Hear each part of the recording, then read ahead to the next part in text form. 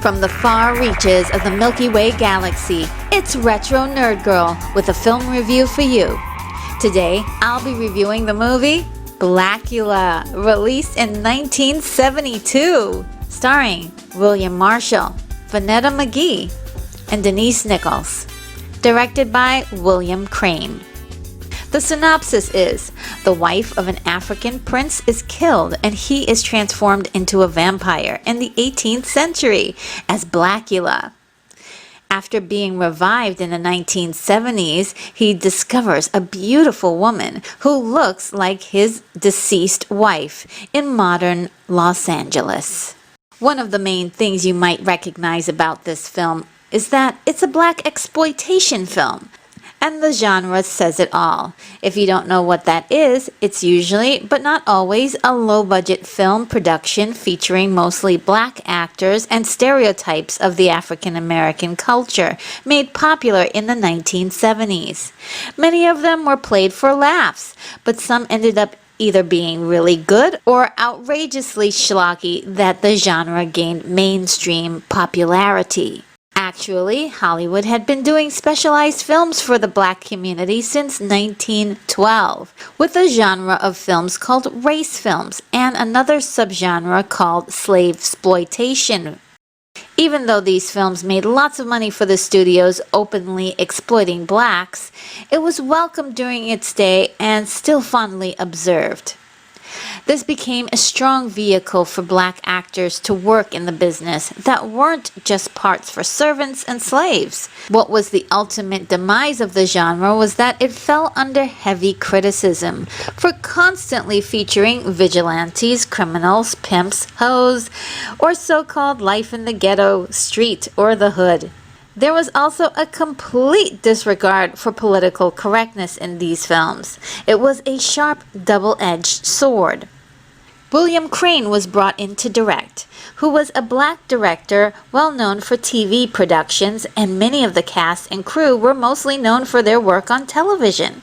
In fact, the film has a very strong made-for-TV aesthetic. One thing I like about these TV-like productions are that they are always competent. They use lots of old techniques to build the scene, which is a surprise for a low-budget film. Not only that, everything was played seriously and not for laughs, at least not intentionally. All of the actors are truly giving their best and acting in the best interest of their characters. Produced by American International Pictures, the story was written by Joan Torres, Raymond Kroenig, and Richard Gloner. But some of the best contributions to the story was given by the actor chosen to play the titular character of Blacula, William Marshall. Originally, the character was rumored to have been a pimp, Andrew Brown, who was bitten by Dracula and senselessly went on a rampage throughout Los Angeles. William Marshall brilliantly conceived of a better background for his character by making him Prince Mamawaldi of the Abani African nation and his wife a queen. From pimp to prince? Now that is one heck of an upgrade. The change not only enhanced the character and his motivations, but this influences everything about the film. Mamawaldi travels to Transylvania to speak to Count Dracula, played by Charles Macaulay, to stop the trade of Africans into slavery in 1780.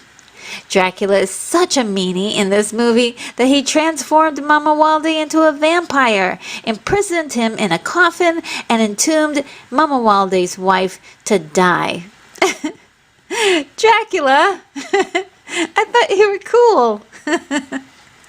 Now that would have been the end of the story, except for the fact that in 1972, the coffin was purchased as part of an estate sale and sent to Los Angeles to 2 interior decorators, making them Blacula's first victims.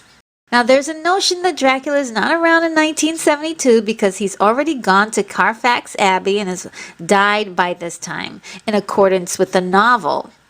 Mamawaldi tracks down the body of one of his victims at a funeral home to be his servant, Bobby McCoy, and he sees one of Bobby's friends, Tina Williams. Mama Waldy instantly believes that Tina is a reincarnation of his wife, Luva, both played by the lovely Vonetta McGee. The concept of a reincarnated love seems to be a common theme in many movies from later years, like Fright Night in 1984, Bram Stoker's Dracula in 1998. I'm not sure if this is the first movie to do this, but it's the first one I know of. There's a lot of heart and romance that motivates Mama Waldy to infiltrate Tina's world and seduce her. That heart is what transforms this horror film into something a little bit more interesting for the viewer. Blacula is not just a monster. He's Mama Waldy, a man trapped within Dracula's curse and seeking his lost love. The audience finds sympathy for Mama Waldy while secretly rooting for the bad guy.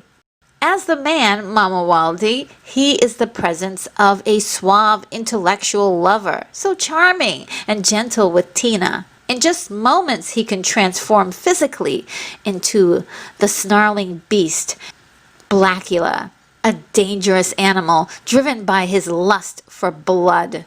While we're on the topic of beast mode, the makeup for Blacula and all of the vampires is very unattractive and, dare I say, horrendous. It's so terrible. But the aesthetic of vampires in this movie is pretty much on track with most of the vampires of the era, complete with chunky fangs and painted on blood drips.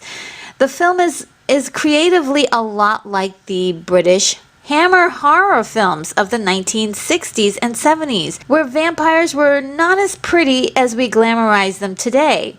Many films at the time portrayed vampires a lot like the undead, cousins to zombies, complete with gray or blue skin. This film falls right in line with its contemporaries. Better, more elaborate vampire techniques wouldn't really appear until the late 1970s, 80s, and 90s. Part of the reception of Blacula is because of William Marshall's incredible performance and commanding presence. He was 6'5" tall, and he was not only an actor but a director and an operatic singer. His bass voice was so commanding and so regal. His physical performance was, on the most part, very elegant and sophisticated. Even as the beast, Blacula, glides when he attacks his victims. At the same time, he was able to give Mama Waldy a charm and a tenderness the audience needed to sympathize with the character, making him an instant icon.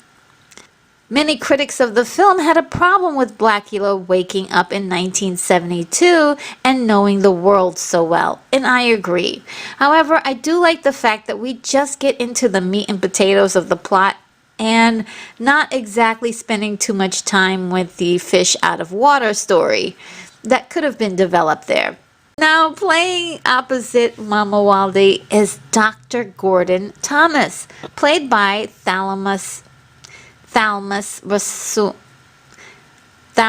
Rasulala. Now, if I have his name mispronounced, please forgive me. I'm so bad with names. Thalmus Rasulala.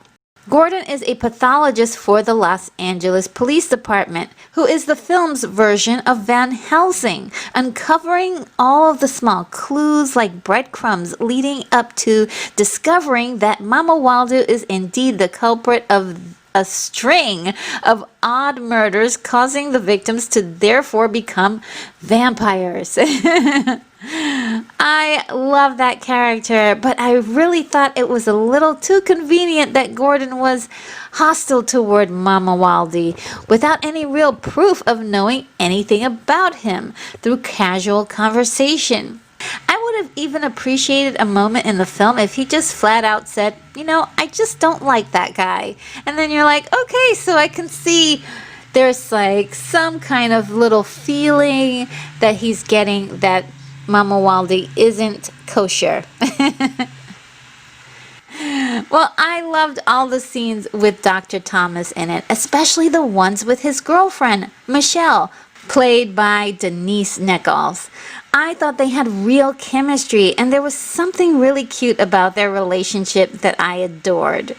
Vanetta McGee plays Tina, as I mentioned before, and there were some criticisms about her acting and her character of Tina. I thought that she was wonderful because the reason Tina is so conflicted about what's right and what's wrong here is because I believe there are very many clues in the film that tells you that Mama Waldy has her under his spell. When he meets her officially, their conversation is not audible. When we finally get to hear them, Tina invites him to join her friends, but her demeanor is very trance-like. And that's not a coincidence. It's all right there in the visuals of the story. And I'm not sure that Mama Waldy even knows what he's doing, but he can do it, and he is doing it. And this is, this is part of the Dracula toolbox that he has in his capacity to do. His supernatural toolbox, if you will. And they spend the night together, and Tina instantly says that she loves him. I think that's a little bit much. I believe that was on purpose. That's my tip-off that something was very, very strange going on here with her sense of reality. But it's all happening because of his power of suggestion. The other evidence that I picked up on that Mama Waldy may be controlling Tina without her knowing or him knowing is that at the end, when Mama Waldy wants Tina to come with him, she is completely and totally under his command, and it doesn't break even up to the very, very end of the story. And that's the tragedy of Blacula. His lost love was always lost, and Tina was his chance to capture that love again, even if it wasn't exactly the same. Within the tender love story, there are so many wonderful highlights in the film that make it so memorable. The opening animation was especially interesting and different for this kind of film. I really enjoyed it immensely, and I remember the excitement of seeing this for the first time. It had a very 1960s feel to it. I was a kid at the time, and I just by seeing that animation, I just loved it immediately. Okay, so it's like, oh yeah, I love this film. Now the nightclub scene where Mama Waldy meets Tina, officially there's this serious amount of attention in the film given to several vigorous and glorious performances from the band Hughes Corporation, best known for their 1974 hit song, Rock the Boat. You know that song, that's played at every wedding reception ever. At first, I thought that the entertaining performances were just put in the film to pad out the runtime. It's an awful trick that's used in a lot of low-budget films, so their productions could be considered feature films. But no. On the contrary, the songs the group perform are all intentional and used as subtext. The first song is a warning to us all about Blacula, with lyrics like, "Look the other way when he comes by you. Don't let him follow through." The name of the song is called Here He Is Again. The female lead singer gave an exceptional, incredible performance. But again, it's a warning to us. A stranger is coming and he is dangerous. Now the second song is pretty awesome too. It's a song for Gordon looking for his mysterious killer. I'm gonna catch ya. And when I hear this song, I just want to start doing a little sidestep and a twirl as if I'm a member of the Temptations. Now the third song is a beautiful song that is for Tina as she waits for Mama Waldy at the nightclub and is blindly in love. It's called What the World Knows. And basically it's talking about how she doesn't care about anything except for being with Mama Waldy. The song and the look on her face at that time when it is just so sad in a way as she's longing for him. And each one of these songs are just magnificent, and I really adore how they're featured in the film. The simplistic score had a very 1970s television flavor to it, but it also had a very whimsical charm to it, as you could hear chimes to be heard on occasion to indicate that something supernatural was happening. I love those little details. One of the scariest scenes in the film is when a female taxi driver by the name of Juanita Jones transforms into a vampire and attacks an employee at the morgue.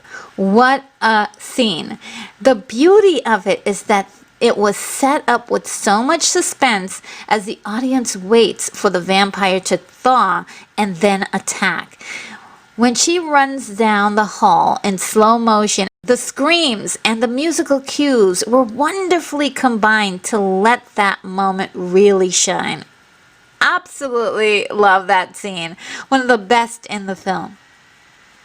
Now, on the initial watch, it's easy to assume that Blacula takes place in New York, but it was actually shot in Los Angeles. One of the principal locations for the finale was taken at the Hyperion Outfall Treatment Plant in Playa del Rey.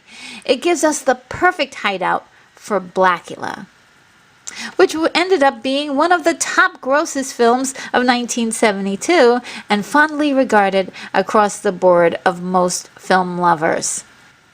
It was so popular that this was the first film to receive an award for Best Horror Film at the Saturn Awards and received the green light to make a sequel, Scream, Blacula Scream, in 1973. As well, many more ridiculous black exploitation horror films followed, and none of them as good, but fun for a good time. Blacula has the classic black exploitation formula of being very offensive and insensitive at times with its dialogue that would be completely unacceptable today, being that it is a product of its time. It's a time capsule of sorts. However, the film does offer something a little different by adding the horror element within a Romeo and Juliet romantic tragedy. Blacula is one bad mother sucker. My rating is a 7.6.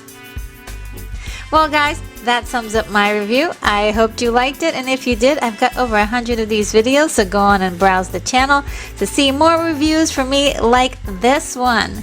Subscribe if you haven't done so already, and hit the bell icon to be the very first to be notified of my next video. This is Retro Nerd Girl signing off.